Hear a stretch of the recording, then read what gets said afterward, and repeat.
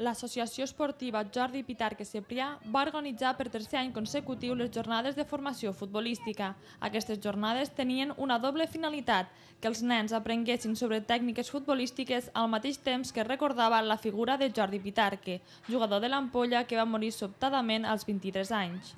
En les terceres jornades hem intentat una mica el de sempre, unir la passió que tenia Jordi Pitarque dels xiquets i l'esport i contribuir una mica també en la formació esportiva de joves futbolistes de les Terres de l'Ebre. Els diners que recaudem tant en les jornades de la formació com al torneig destinem un percentatge elevat al CSIC, que és el Centre d'Investigacions Cardiovasculars, que està vinculat en l'Hospital de Sant Pau, i aquí nosaltres anualment us donem un xec en la gran part dels nostres beneficis per a que segueixin investigant en les malalties cardiorrespiratòries. Aquestes jornades es van destinar a xiquets i xiquetes entre 6 i 14 anys. Paral·lelament, va tenir lloc l'escola de formació destinada als més petits.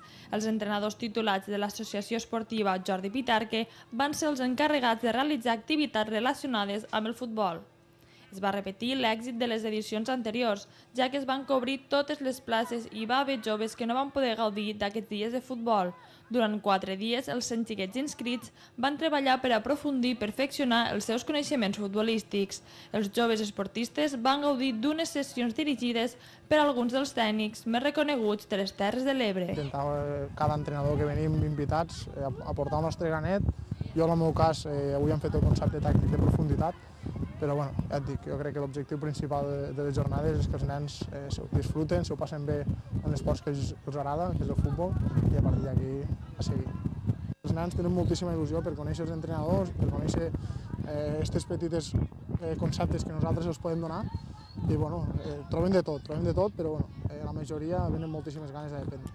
Els conceptes i les tècniques que es van abordar van ser el recolzament, el desmarcatge, la creació i ocupació d'espais i entrenaments específics destinats als porters, entre d'altres sessions. Aquesta formació podrà ajudar a millorar el seu joc i fomentar el treball en equip.